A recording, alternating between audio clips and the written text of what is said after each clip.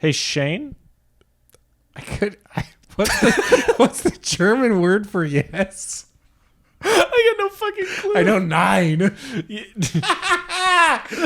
Yeah. We're not changing it. This is it. No, this is it. Have you seen? Welcome to the podcast. Yes. Have you seen the movie Run Lola Run? No. Well.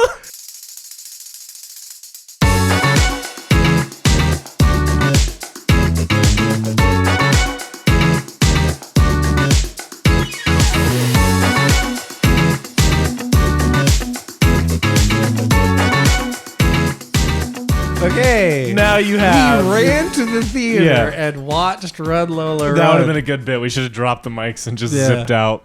Right into the camera. Run Lola Run. Now, everyone at home might be asking, why the fuck are you doing an episode on a movie none of us have heard of? Yeah, I was going to say, I don't think everybody would be asking that. They'd be asking, what's Run Lola Run? Yeah. Maybe the second, probably the first most obscure. Well, this or Primer? Which one? Ooh, I think Primer. I think Primer, probably. Primer, just because it's like this one has more of a cult status. And I think they both are cult, but one's from 1998 and one's from 2003 or whatever, 2004. I can't remember. But yeah, Run Lola Run is a weird, cool German movie. Yeah. That I'm so glad I was in a film analysis class for. Which that was a fascinating experience. I would love to hear some of the analysis that people did for that movie. Oh, we'll get there. Oh, because I've got some of my own. Yeah. I guess the first thing. Had you heard of this at all before I mentioned it to you? There's a world in which I had heard the name before, but I had I have no memory of it before you telling me. Yeah, because funnily enough, I knew her from the Bourne movies. Yes, you know what I mean? The first two. And so when she popped up on screen, I was like, oh, hey, I know her. Her saying Shiza is burned into my brain. Yeah. But yeah, my film professor walked in, put in a disc, hit play, and turned the lights out, and then this movie started. I love it. I didn't know what it was called. I didn't know what it was about, and it just goes. And it just goes. It was awesome. That movie runs, man. It really does. Some might say it's a quickly paced sprint to the finish line. Yeah. More puns. More running based puns. Yeah.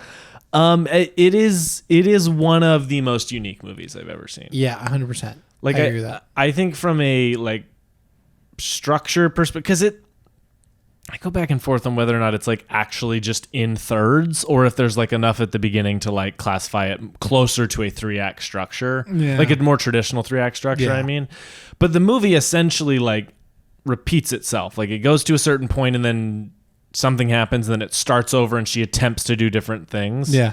And they're all very small differences, and then they slowly get more and more, and it's crazy. It's a fascinating. It's like somebody was writing and went, well, that just doesn't. There's no way she can win. Yeah. Anyway, starting over and just going down the next rabbit hole, which I thought is fun. Yeah. Your initial thoughts going in, your concerns going in, I knew next to nothing about what this movie was about, other than the fact that it has Miss Redhead Lady on the cover. Yeah. And that's all I really knew. Yeah. And it's called Run Lola Run. So you assumed. I had some assumption of the fact that there would be some running. Yeah. Yeah. But yeah, no, I had no idea what to expect going in, other than the fact I think I knew ahead of time that it was 81 minutes long, which was a pleasant, which you know what, super here for. Ooh, dude, boy, a short movie. We love a tight 90. We love a tight 81 even more. Freaking Teenage Mutant Ninja Turtles Mutant Mayhem. It's an hour 35 or something. Great, love it. Awesome, perfect. So yeah, no, I was. Again, I knew nothing about what this movie was going to be, and was immediately surprised. I was just this movie is butt fucking wild, and I love it.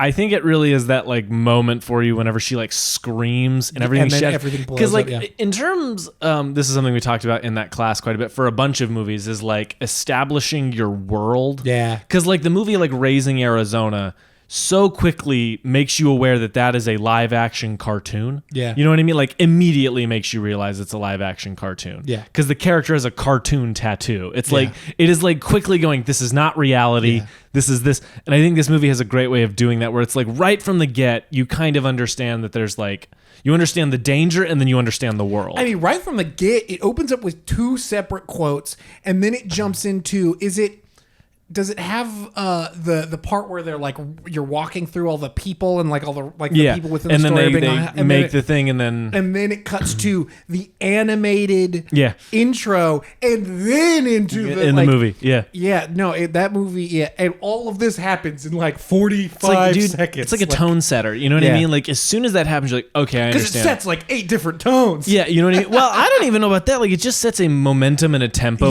with the music specific, which director also did the compositions, which is keep very that cool. in mind. That might come back later. Ooh, fascinating. For the B segment. We'll do this now. I pulled out my notebook from that film analysis class. Love it. I saw him before we started rolling. I was like, ooh, we've got paper and today. I was excited. This is my notebook from that class. I was excited to like read back and see what notes I took and what our thoughts were. And this just goes to show what kind of student I am. Because I just wrote Run Lola Run on a white piece of paper with no notes. No notes, baby. Now that being said, I wrote notes on other classes, and I stumbled upon this little gem that I thought was fun. Has nothing to do with this movie, but I think it has everything to do with this movie. It says, write drunk, edit sober. Amazing. And like that is something I need to think about way more. That's the way I need to start structuring my life. Because I think... Yes. I think this movie has such a like the edit is meticulous, but the what is happening is so chaotic. You know what I mean? And I think write drunk, edit sober is like a perfect approximation of what this movie is. You know what I mean? Yeah, I agree 100%. And it's like it has this like this quality of like, I don't know, it's just a crazy movie. Yeah. But the minute you like sit down and think about it, about like the themes that it's playing with and the visuals and like the structure, it's like, man, this movie deep as hell. Yeah, no, it's so about like the tiny things in life that will catastrophically change everything after. It's so about maintaining ownership of your own destiny. You know what I mean? Like transcending time and space for love. It's like it's such a cool idea done in such a weird way. Like there's like an Oscar bait version of this movie that's like dumb and bad. You know what I mean? Maybe not Oscar bait, but like pretentious as hell version of this movie. This movie I think is criminally underrated. One, because it's super fun and cool, and 2, because it's like actually really smart at the same time. Yeah. Oh, yeah. It's like it's actually super smart at the same time. It's actually saying a lot. Yeah. With like a fun, weird kind of premise, but like actually does a lot of cool shit in the meantime. You know. This is cool as hell. So I did a little research. First time that's ever been said on this podcast. That's not true. I've done research before, like twice. We watched the movies. That counts. And I just wanted to see like some of the things that other people, like some other analysis that people had from this. And man, some of the shit. Let's pull out my notes. This is definitely not the first time I've had notes, but this is a good one to take notes on. Actually, you know what? Before I go into mine, what do you remember anything that people said about like how they analyzed the movie? I definitely remember some stuff, some pretty like loose concept, because a lot of what that class was really teaching like the 8 sequence structure, like format for movie, because there was a very specific way of analyzing films taught by a guy named Frank Danielle. Mm-hmm. And Frank Danielle, I was listening to a podcast with Matt Reeves at one point. He goes, my writing teacher, Frank Danielle. And I went, what? And so my professor studied under that guy, and he taught a bunch of people at USC. Sick. So his whole philosophy was like, everything is in search of this thing like cathexis, which is a step past like empathy. It's like, it's the full like body and soul, essentially like, understanding and connection to what you're watching. And so a lot of the movies we watched were about that, like about the experience of that, or like themes and the whole idea of like The first part of your movie is like the setup or the danger, what is the tension. The second part is the tests, and then the third part is the themes and like the resolution of those things, which is a 3-act structure. That's how it is. But we taught it in a much more like left brain, right brain way. So that was kind of what the class was. But a lot of what we talked about in this time was like this idea of a character.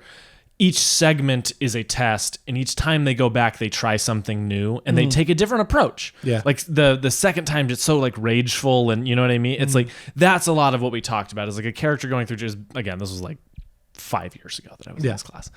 I should text my brother and be like, tell him to ask his friend Jacob and be like, he said he didn't like it. What did Alex talk about again? But yeah, it was a lot of that, and a lot of like the colors in the movie being important. Like, I believe there's something with like her outfit being like the red hair, the blue shirt, and the green pants. Like as it goes back through, those colors each time is a different one of those 3 colors. More and not like too hardcore degree, because I was watching for that kind of thing, but stuff like that. Like there's a lot of those like thematic things, and like finally giving up to the idea of fate. Like you can't control it at the casino, right? That kind of thing. Like it's a lot of stuff like that. Like I'm bad. The class was very good. It was so long ago. And you didn't take any notes. And I didn't take a single note. Yeah. So like, like the first one that I thought was really interesting was, I watched a video where somebody described it as the best video game movie ever made. That is a fascinating idea, and it's like this movie ran so Edge of Tomorrow could also run. Right, but it's like I think even this one has even more video game. Video takes more from video games than even that movie does. So like. For example, kind of like the changing visuals, you know, like especially a video game of that time, like in the 90s, like you would have had pre-rendered cutscenes that look one way, and then the actual gameplay would look very, very different. I mean, the idea of the kind of character select screen. Yeah. So like at the beginning of the movie when the camera's like whipping around her and she's like picturing all the different people, like all the different kind of paths that she could take to try to solve this problem. She's kind of like picking the character that she's going to like. I thought that was like a really funny, interesting take. The obviously like the repeating structure, you know what I mean? Like you've got your every video game basically ever. It's like you've got your the game over screen, and then you go back to the checkpoint or whatever. You know, her screaming and breaking everything was the checkpoint, and you know she keeps running through that one thing to finally hit the end screen, finally hit the credits. Which I think is like a fascinating way of looking at this movie. The director, who I can't remember his name, sitting here now, talked about how video games were an inspiration for this movie, which I'm like, hell yeah. I mean like it's literally almost a platformer of a movie. Yeah. Because that all she's doing is running. Yeah. It's called Run Lola Run for a reason, people. Yeah. Which I thought that was fascinating. Yeah. That's a really cool interpretation of it. Like again, a million ways to interpret a movie. Yeah. Have fun with it. Yeah. The other one, the rest get a lot more deep. This one, the next one I read about was like analyzing this movie from like the point of like the theme being like human ignorance or like knowledge or like the search for knowledge. So like literally the opening quote at the beginning was like a T.S. Eliot quote. "We shall not cease from exploration, and the end of our exploring will be to arrive where we started and know the place for the first time."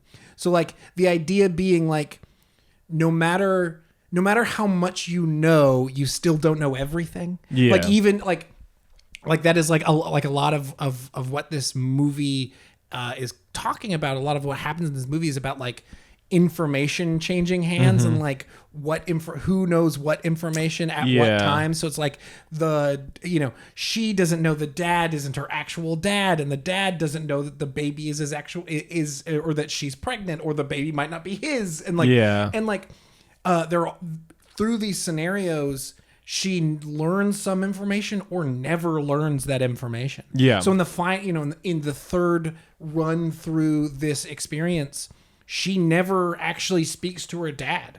She doesn't know that isn't her dad by the third time, you know? So it's like it's like stuff like that. It's like she finally finds the information that will lead her to happiness or whatever. But that information isn't all of the information. She doesn't know everything. She hasn't learned all of the truths, but that doesn't mean that she can't find happiness. You know, I thought that was fascinating. I thought that was a fascinating way of looking at that movie. Yeah, you know, some of the other stuff. You know, yeah, like, you know, there's other versions where like Manny doesn't find the money from the homeless guy. Like only in the last one does he find the actual money.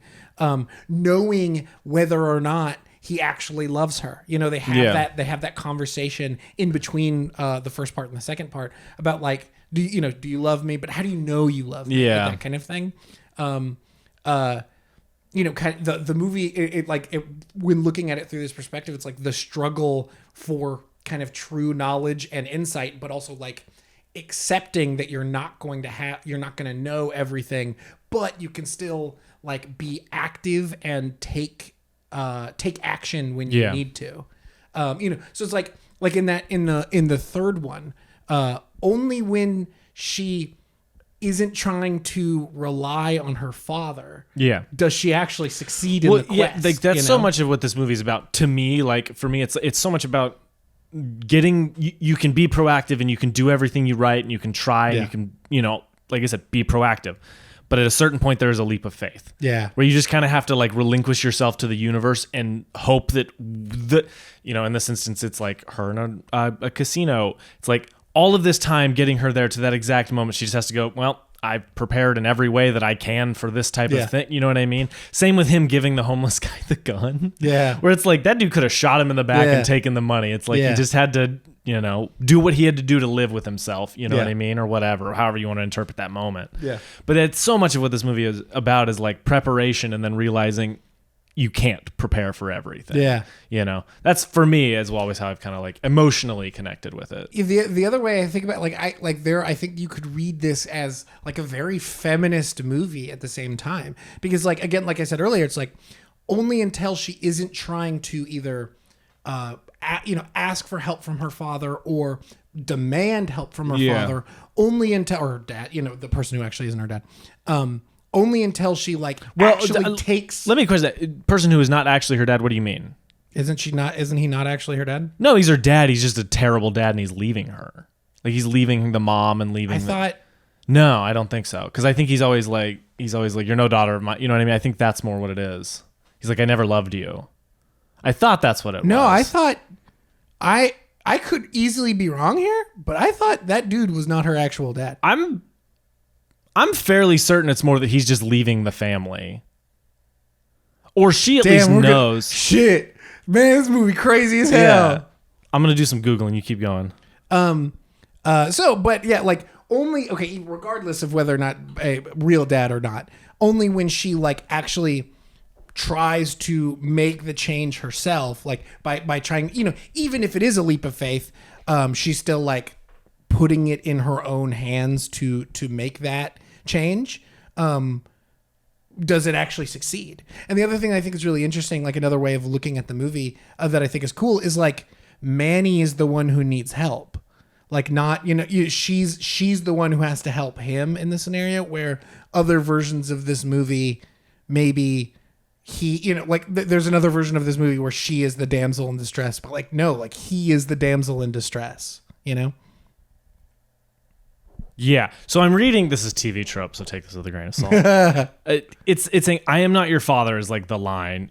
Lola's papa reveals to her that he is not her father when she asks him for money in the first loop. Now, but I always read that as like, I'm done with this shit. I'm running away with this lady. You know what I mean? That's always how I read it. Fascinating. But apparently TV tropes is like, because also it indicates that the mom was cheating on the dad. And that's definitely true. Which definitely is true. And then, or at least flirting with the and idea then his mistress is cheating on him. Yeah. So I don't know. Like, look, I don't know if there's a definitive answer to that. Yeah. I just always read it in maybe the more like horrible way where he's like, I am your father, but fuck you. Yeah. Like, I mean, it's either way. Yeah. I still think there's like a really cool feminist reading of this. Yeah, for sure. I mean, especially for the time, like, dude, for this movie to be coming out in like 1999 or whatever. 98. Was it 98? It's 98. I think it was original. It's original release. I think it released in America in 99. Alamo Drafthouse, you're lying to us. Yeah. Cheating on your own thing. Or like it had a small release. Oh yeah, I'm sure the worldwide was in '99, and they were like, "Cool." Which what kind of worldwide release this got? I don't actually know, but it's a very cool movie. Yeah, and it deserves to be seen more. The other one that I also thought was interesting that I'm not as into because I don't like Freud, but was looking at this through the perspective of these being dream scenarios. Yeah, these are actual dreams.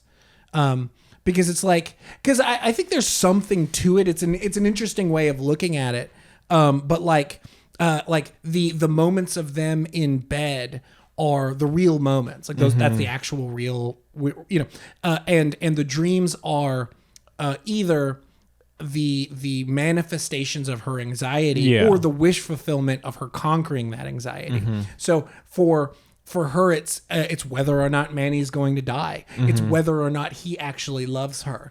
And these scenarios are these dream scenarios are the ways she is essentially like testing herself in her own dreams. Which I think is cool. Like it's a cool. I don't like Freud. I don't like dream. I was gonna say I'm more like the concept of that when it's spinning around her. Like the first run is her thinking about it, then it takes you back to that moment, and like the third run being the only is the version of that I would maybe enjoy. Is the third run's the only real one. The other ones have just been her trying to like figure out what to do before she goes. But even then, I take a more literal approach to this one, in that she transcends space and time to save the one that she loves, and find like some level of independence, I guess, or whatever. But yeah, I mean, there's just like a lot of ways that you can read the movie, and like there's a lot of themes that you can take out of it. I mean, because like again, it like just starts in like such a again, it starts with two separate quotes, and then it jumps into one thing, and then it jumps into the animation that jumps. You know what I mean? Yeah. Like, then it jumps into like the actual plot. Yeah. Like it's wild, man. The wild fucking movie. Yeah. Well, like that's the thing is we haven't even talked about this. She conquers death. Yeah. You know what I mean? By the third try, she is literally like keeping a man alive just by being there. You know what I mean? Like she just to say, again, it's a movie about time, space, love, and it was the tagline is literally fast cash, crazy fate, and true love. Like, oh shit, I didn't know that. That's cool. Yeah, so at least that's the one on the Blu-ray copy. The pull quotes are stunning and dazzling. I would agree with both of those. I would agree with both of those. 100%. Let's keep reading from here. Experience high definition. Anyway, so I like that part has always been so fascinating to me too, and I don't know, like in the theater, was there ever a point when this movie lost you? No, like you were just kind of with, because I feel like this is one where either you're into it or you're not. I was into it as hell. I don't know if there's people who like get halfway through and they're like, all right, never mind. Yeah, like there were some people in the theater that weren't into it. Really? Where they were like laughing at like weird moments where I was like, that was not funny, and you're laughing. Like where I was just like, man, you were not taking this even remotely like seriously like not in a way that like it isn't fun and enjoyable, but they just weren't like giving it the credit it's due, meeting it on its terms. They were like I'm like, no, like this guys, is cool. This movie is much cooler than describe this movie to someone, like just the plot of it, and they're like, okay. Yeah, I think you're right. It's much deeper and more philosophical than the like hook of it would have you believe. 100%. You know what I mean? Yeah. Which I think is a fascinating thing, and I think it happens more than we would think. Like I think Palm Springs, like the good time loop movies, which share some DNA with this. 100%. Those ones are the ones, like the good ones: Palm Springs, Groundhog Day, Edge of Tomorrow, or Live Die Repeat, whatever the fuck we're calling it these days. Primer. Those are the ones, right, where it's like the hook is interesting. Yeah. But everything they do with the hook is way better. Yeah. You know what I mean? Yeah. It's like I'm into that kind of thing. I'm into the high concept movie that tells a small story, and that's what this is. Like, I also super appreciate that it isn't. I'm not sure it's a time loop movie. You know what I mean? Like, which I think is super cool. Yeah. It's like, is it a dream movie? Is all of this just happening in her head? Did she actually fucking through time back? Who knows? It definitely is not a I'm gonna give you your answers, and you're gonna no, because you don't need it. She didn't build a fucking box that she goes in and goes back in time 15 hours. Not once do I question it. You know what I mean? It's like, meh, cool. Yeah. You know what I mean? It's fun to think about afterwards, but never during the experience of watching it am I like, well, what the fuck are the rules here? Like, I don't care, you know? I agree. Yeah. Great. Well, that was a fucking plot hole. Yeah. Like, fucking preach, dude. God.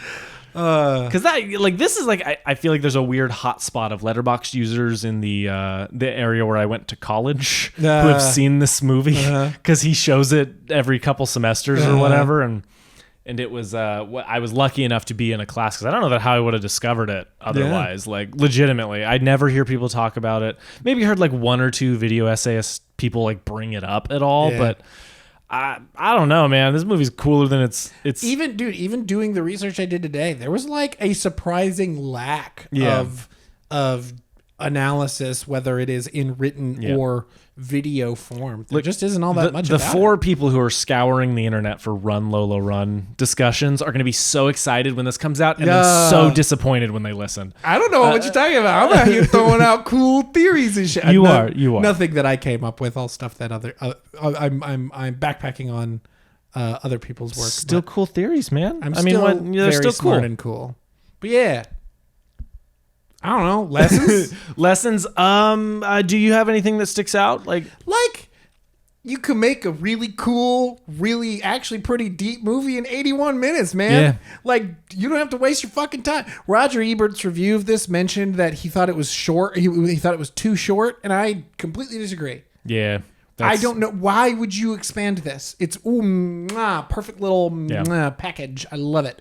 I would not expand it at all. And yeah, like, again, like you can take this high concept thing and just by injecting a couple of elements, like literally like that quote, I think was the key to a lot of people's kind of analysis of this movie right at the beginning of the movie.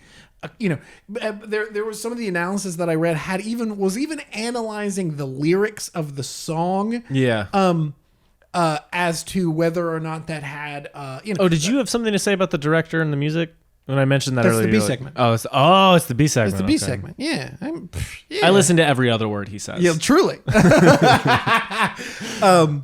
But yeah, you can inject some deeper themes and meaning with such small details. Mm-hmm. Like you don't have to beat people over the head with your idea for it to still be strong and cool, but also like not so in your face that it's like easy. You know what I mean? Like the idea that you can take a lot out of this just from a few different elements and kind of move them around and come up with different ways of looking at this movie, all of which I think are really wonderful ways of looking at it, I think is really cool. Like I think it's those little details that matter so much. And given a longer movie, you could have overdone it or overblown some of those ideas or some of those themes. That's fucking preach. I love that. As somebody who writes very long scripts. I think the only feature I've ever written is like 90 pages. I think it's like the current one I'm working on is sitting at 135. Hell yeah, brother. Now that being said, I've learned some new tricks. So since I've done a few different. Shout out Matt Reeves. Shout out. Hey, no joke. Look, I'll talk. That's the C segment is me talking about always learning screenwriting. Hell yeah. But for me, I think lesson wise, we could do a C segment on that. Fucking preach. Absolutely. I would love to talk about this. Lesson wise, kind of a couple things I could talk about. I could talk about really knowing your theme and lacing it through the DNA of your movie. Yeah. But I think the thing I really want to talk about is something that I've been thinking about a lot going into this is me. Yes, always. But only every other word. Straight. So I want to talk about kind of the idea of committing to your thing. Yeah. Even if it's crazy. Yeah. You know what I mean? Because like a thing I have been working on recently is very much predicated on a very specific tonal through line. It's a series of shorts, all kind of tonally similar, but taking very different approaches to horror. So like one of them is very much a send up of like a possession thing. And one of them is very much like a cursed item thing. You know what I mean? One of them is a plant that I just came up with today and I haven't pitched to Shane yet, which that'll be an off pod thing. But hell yeah. Fuck it, let's do it on pod. Anyway, so here's my idea. Don't take it, please. Let's. It's what is it? What's Mike Birbiglia's podcast called? Working it out. Working it out. Let's do it. Let's working it out. Dude, that would honestly be a fun idea if I really didn't cool. worry about actually having a good idea on there. Actually true. Yes. But the idea of that whole thing, and I love the idea of a proof of concept short film. Yeah. Something for you to literally take and show someone of like, look, if you give me this amount of money, I can make this, but huge. Yeah. You know what I mean? So that's what these all are. I have a series idea that would take the world, and a lot of these items would pop back up in the series, but it would be very much like, these are tonal pieces about what I want it to feel like.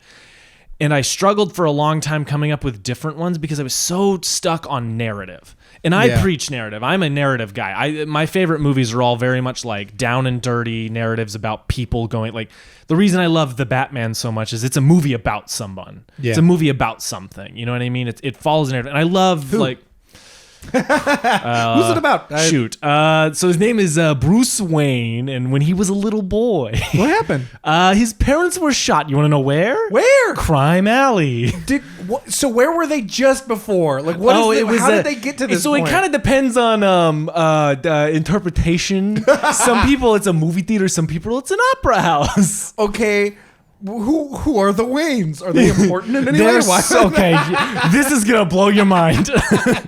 Anyway, my lesson is taking more than the actual discussion. But yeah, that idea of like taking a high concept thing and doing it in a non-traditional way, doing it in a somewhat surreal way, like this one I have for the mask, the mask with the thing. The entire build up to it is like not a montage, but a series of match cuts. Yeah. Leading into a scene. Yeah. But when you're in that scene, it doesn't last long before the horror starts. You don't know who these people are. It's much more about the feeling it gives you than it is about the characters and this. And then that's not to say Run Lola Run doesn't have like, you don't connect to her. You absolutely do. Honestly, that is the lesson, is melding those two concepts. Right. Of like, take your concept and take the feeling you want to impart with it and turn that into a character. Yeah. And then don't compromise on what that is to be. This movie would be boring if it was more traditional. Yeah. Like, take this same plot, same kind of weirdness, but if it was a more traditional structure, I would be bored. Yeah. I like how it is. This is a very weird, abstract lesson. It's much more just about the idea of like taking something high concept or weird or abstract or surreal and making that interesting, even if you don't answer all the questions, even if the characters aren't the deepest, even if, you know what I mean? Give me someone I can like loosely connect to and then put them through something horrible if it's horror or great if it's comedy or something, or daring or thrilling if it's an action movie, things like that. Like, so it makes John Wick so great. Such a simple character who goes through something that enrages all of us, and then we get to watch him go through it and struggle and fight. What's the? There was a bit like that I saw on TikTok where somebody was like, so something awful happened to me recently, like. My grandfather died and he had this dog and the dog was really sick too, and then something happened, and then the dog died, and none of you give a shit about my grandfather. Or something to that effect. And I was just thinking, it's like, man, nobody gave a shit about John Wick's wife. Everyone only cared about the dog. Well, those Russian mobsters didn't kill his wife. No, I know. If they did, that point would have been spot on, though. It just made me chuckle. Yeah, that's just the lesson, is blending those two things to make something really interesting. It's something I'm really working on right now, of like trying to like make not only the style but the like narrative choices more weird and abstract if the project calls for it. So that's something I've been doing a lot. Hell yeah. Anyway, C segment now that I dropped on you? Well, B segment. B segment. I got a freaking game that's related to the movie. I'm trying to get out of the games. I'm not very good at them. I had the last one. I was going to say I had one really great one, and then I kind of have bombed a lot of them. Tom Tykwer, I don't know how to pronounce his name. I'm not German. I'm kidding. I'm just kidding. He directed the movie, and he also did the score, which is unusual. So I'm going to give you two directors, and you're going to have to tell me which one also does the scores for some of their movies. Okay. The answers, some of these answers will surprise you. I'm so excited. Steven Soderbergh and Clint Eastwood. It's Steven Soderbergh, right? No. Clint Eastwood does the scores for some of his movies. I would have put so much money on Steven Soderbergh. I know, right? I would have put so much money. That's why I did yeah, that. like the next one is also Steven Soderbergh and somebody else. No, but isn't that kind of wild that Clint Eastwood does some of his scores for his own movies? Any specific movies you found? Like any, I have a horrible memory. I know one of them was $1 Million Baby. Wild. Whether I don't know if he works with composers or if he just composes a single song or if he composes the whole thing. I have no clue. But he composes some of his own stuff. That's wild. I feel like this one will be a little easier.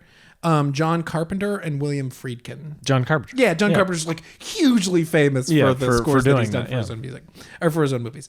Paul Thomas Anderson and Charlie Chaplin. It's Charlie Chaplin, right? Yeah. Yeah. Another one who's pretty Like, famous. PTA wouldn't surprise me though if he did. Right. Yeah. Because he obviously like writes and directs all of his own movies. He's just recently been DPing his own movies. It really wouldn't surprise me if he sat down in the composer chair. Akira Kurosawa and David Lynch. Yeah. Did you know that? I didn't, but I know Akira Kurosawa is famous for. I would have heard this. I'm kind of like loosely obsessed with Akira Kurosawa. Yeah, damn. I was like, because he's famous for directing and editing. Oh, and editing, but also for famously being a painter, and that's what makes him such a good director. Fascinating. I didn't know that. Yeah, no, we'll talk about. We're doing an Akira Kurosawa movie vaguely soon. Vaguely soon, in like a month. So that's going to be exciting. We'll talk a lot about that. I'll do more research on that because it's he's famous for being a painter and worked during World War II as a propaganda artist for Japan. You know what I mean? Because that was when he was coming up. But technically, Akira Kurosawa has some lyric credits or like a lyric credit. But I'm not. I would be fascinated to know. But But anyway, Akira Kurosawa is amazing. But David Lynch, that makes so much sense. That dude is he's sitting there just playing a flute, and he's like, "This is it." And everyone's like, "What?" Yeah. And then the last one, Robert Rodriguez or Woody Allen. I want it to be Robert Rodriguez. Is it Robert Rodriguez? Which one's the right answer? It's Woody Allen. No, it's right. It's Robert Rodriguez. Well, see, I should have. Robert Rodriguez has done some of the. See, that is fun to me. I like Robert Rodriguez. I haven't seen a ton of his movies, and what I've seen, I'm kind of like back and forth on. Some of them I'm really into, some I'm not. He is wild. He seems like a cool dude, though. Wild. Like, I don't know. I like Robert Rodriguez. Shout out. Come on the pod. Come on the pod. Dude, super come on the pod, man. I would love that. That'd be awesome. That. You're completely right. I think he seems like a really cool guy. And smash cut to weird allegations. Oh, fuck.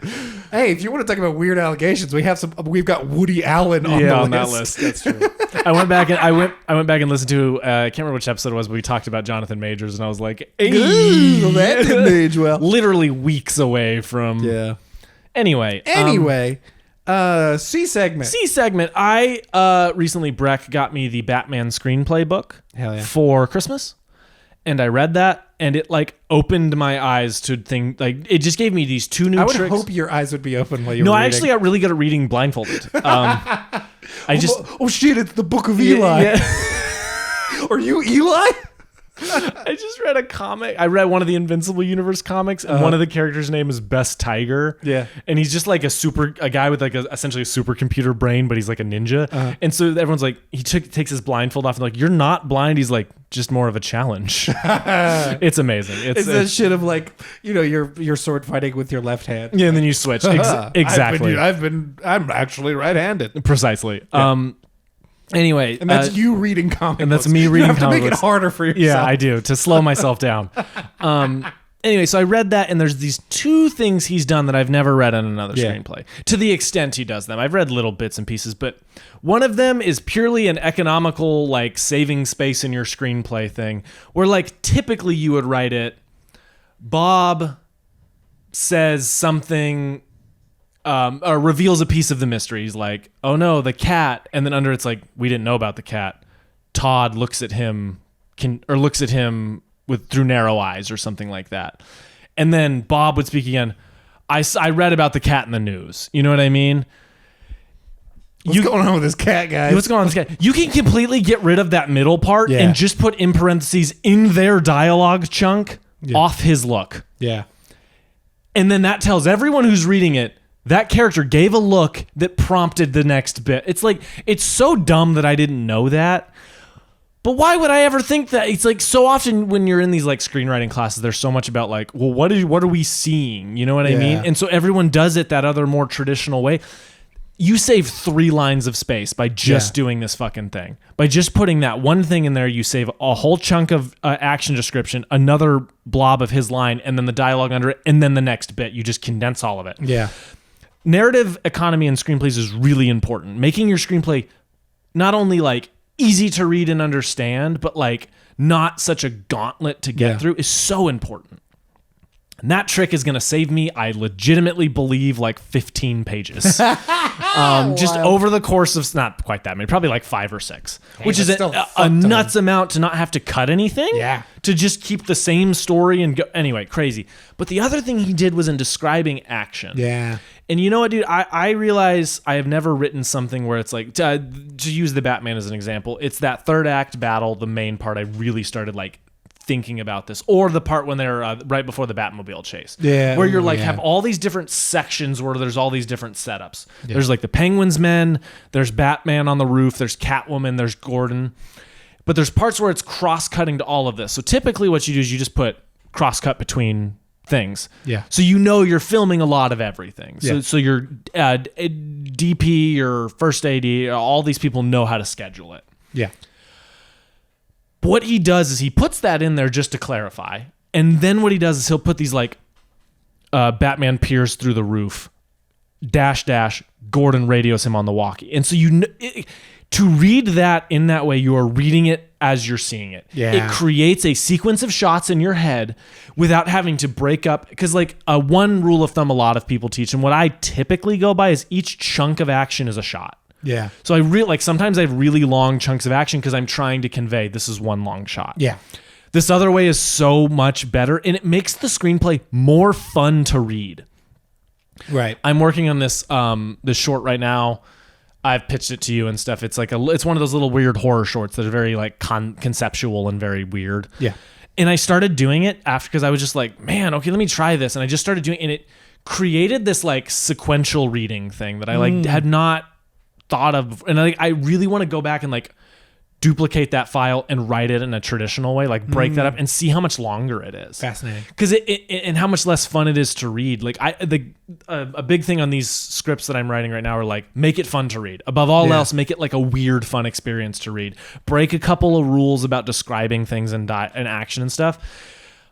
But man, it's like it's crazy to think how many scripts I've written. Like, because I've written a lot. Like I've written multiple features and I've written fucking 50 short films and all this shit, and there's still such fundamental lessons to learn. Like never get complacent with that. Never get complacent with it. Again, write drunk, you know what I mean? Like you're gonna come up with a weird nugget of truth or something, I don't know.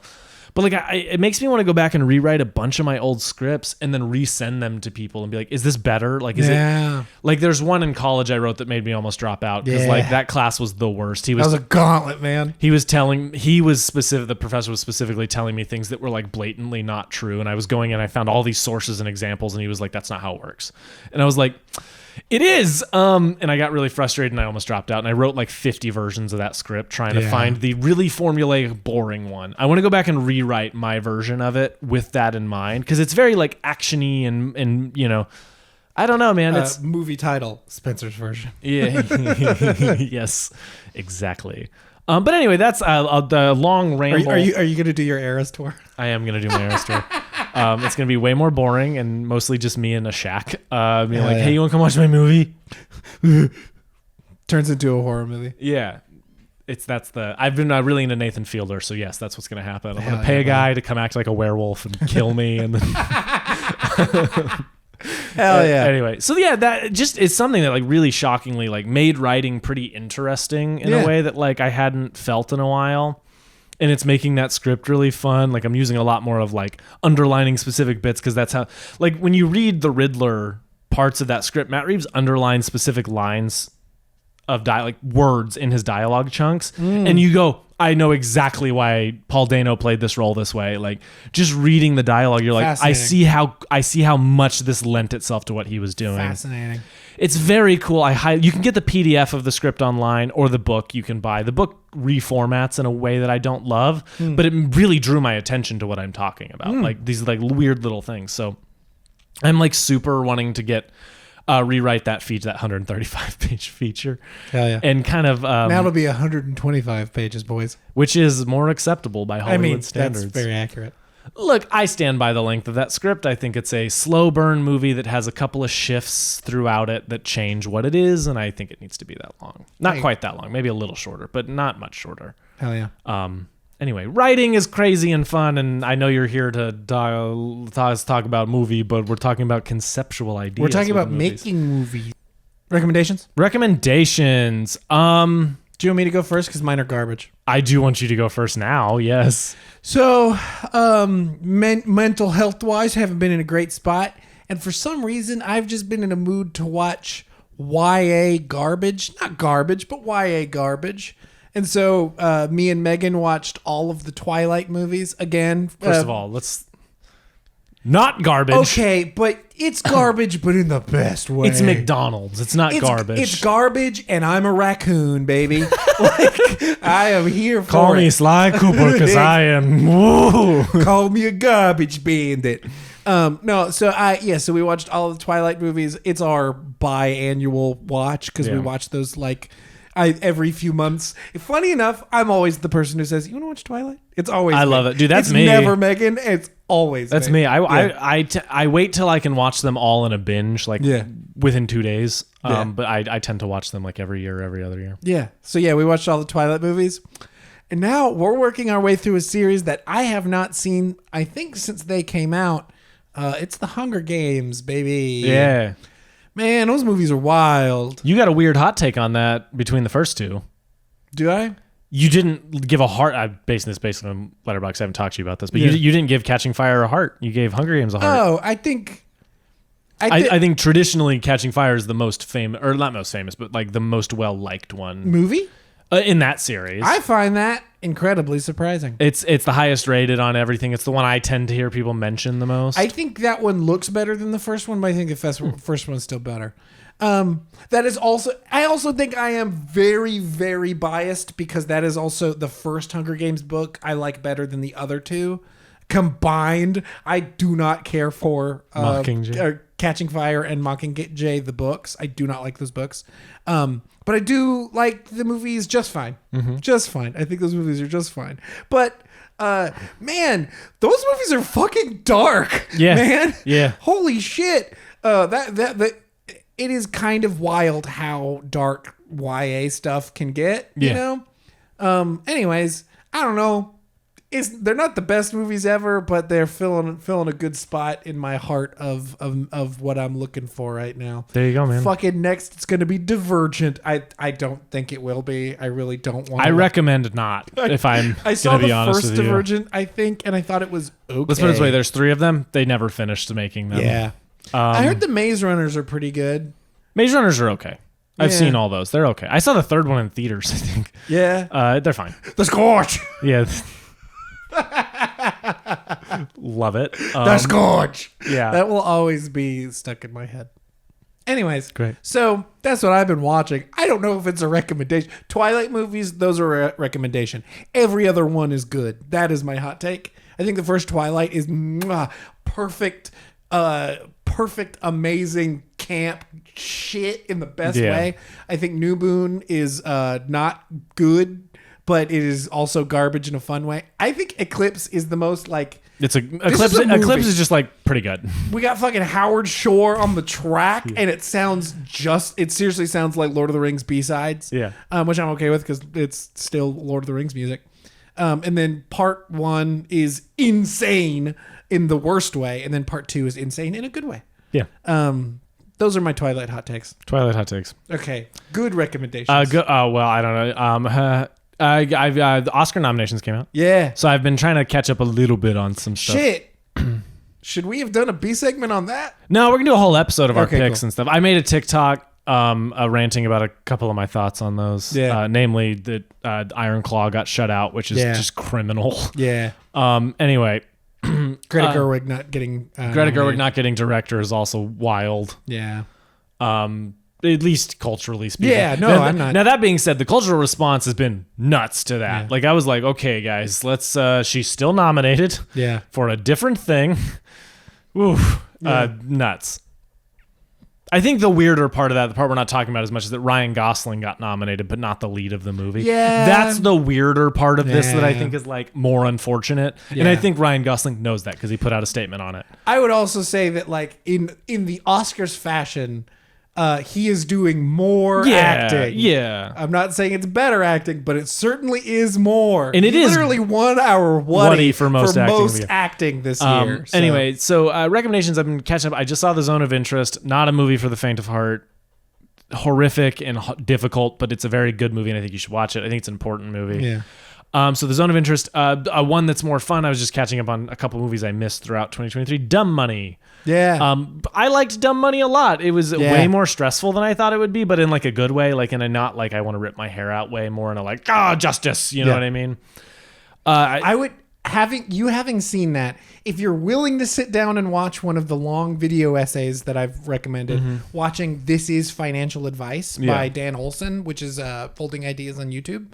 If you watch that one, I'd be fascinated to know how you feel about the movie having watched that, because I don't know how deep into the subculture created by the whole stunk bullshit, but I would be fascinated for you to watch that. Yeah, it's a mostly positive view and mostly negative on the like corporations that cheated. You know what I mean? Which I'm guessing that's not the reality of it. Well, don't get me wrong, they also suck. Yeah. But the subculture that it created, the fanatical conspiracy theorists that it birthed, the QAnon flat earthers that then, clutched onto it. Insane. Sorry. But then I think I'm gonna. I have kind of a movie, like a loose movie watching goal this year. I want to recommend Alamo Drafthouse. If you go to Alamo, you've seen these time capsule videos they're doing. They're taking every 2 months. They'll have a year. They just put a bunch of movies from that year. I want to, on top of that, because I've had this idea of like film school, like building as if somebody's like, I want to start getting into movies for real. How do I do it? Building out a year of movie watching for them with like specific weeks being specific decades, stuff like that, right? You're laughing because you know why I'm bringing this up. But I wanted to do that for a long time, and this is them essentially doing it. So this first January and February is 1999. Yeah. So I saw like Being John Malkovich. We saw Run Lola Run. Yeah. A bunch of really cool movies have been out. So I'm going to just on the side of that try to watch like 3 or 4 other movies from the year they're doing a month. And just kind of like broaden, because they're going to go back to like the 70s, and I've really wanted to dive deeper into 70s cinema a lot. So I'm very excited about that. So that's my movie watching goal, is to try to like frame it that way, of like go on my Letterboxd, check my watch list, go to the specific year, and try to watch like 2 or 3, 4 or 5, whatever I can get through each month of those, to try to like have like a framing device for my movie watching habits. But that's what I'm doing. Dumb Money is a cool, interesting little movie that I recommend. And then Zone of Interest is a very important movie that I lightly recommend because it's very tough. Yeah. And Zone of Interest will be coming back to theater, or is now in theaters, I guess, but we'll have, I'm sure it's run extended because of its Best Picture nomination. Totally. So check that out. I mean, if you're trying to keep up with them, don't write it off because it's in a different language. Anyway, that's it. That's the episode, I think. Anything else you want to? I'm going to regret bringing this up, but I had a movie watching. Oh, no, goal. I know. Okay. I know. Is that going to come back up? I've been very much debating whether or not to hold you to it. I mean, I didn't do either of the two things, and I don't remember what I agreed to. That I could send you to a movie by yourself, a movie of my choosing. Oh, God. And while you're at the movie, I throw a party with all your friends. Oh, that's mean. That part is mean. Yeah. I mean, you would come home after the movie and enjoy the party too. Okay. But the real kicker is I don't want to throw a party. Yeah, there it is. Not with my friends. But that being said, if you want to bring it up, I can pick a movie for you. I can pick a very bad January movie for you to go see by yourself. That also sounds kind of fun, a little bit. By yourself? But also sounds like I want to peel my eyes out. Yeah. All right, well... How about this? Okay. If we get 3 people, 3, I'm saying 3, and if they're all your friends, I know that this is rigged. Okay. If we get 3 people to comment on this episode on YouTube, or get into the comments on TikTok, and what phrase should we have them say to prove that they got to this point in the episode and that I have to go see whatever movie in the theater? Like hashtag make Shane solo a movie again. Hashtag solo Shane. Hashtag. Well, fuck it. Hashtag solo Shane. Time to make a bunch of fake 3. accounts. We need 3. No, they have. Fuck that. It has to be verifiable. 3 people get in the comments of the YouTube video for this, or in the TikToks about this. You know, it could be in the future. This will never happen, but it's 5. 3. We could get 3. 3. Breck, I know you're going to be one of them. I feel like you will listen to every episode. She listens to most of them. Yeah. Anyway, so that's the thing. Do that so I can send him to fucking the next terrible February movie. Yeah. Make him go see that new I was gonna say the new Sydney Sweeney horror movie, but I can't remember the title. Yeah. Immaculate. I'll make you go see Maybe Immaculate. go see Madam Web. I have no interest in seeing I'm gonna make you go see Madam Web. Okay, if it doesn't happen, you and I have to go to Madam Web together. Fuck yeah, I'm into that. We'll do that. Okay. All right. But if not, you're going alone. Yeah, fuck. Okay, cool. So that's the episode. You have stuff to watch. You have an assignment to get as many people as you know to subscribe to this thing and just post 3. that. No, as many as you can. We need our What Is Us army. Let's bury him. We need what's the Uncle Sam? I don't remember. I'm not. America. Yeah, there we go. Anyway, you have a bunch of stuff to do, so you should go do that, or don't. I don't know. Live your life.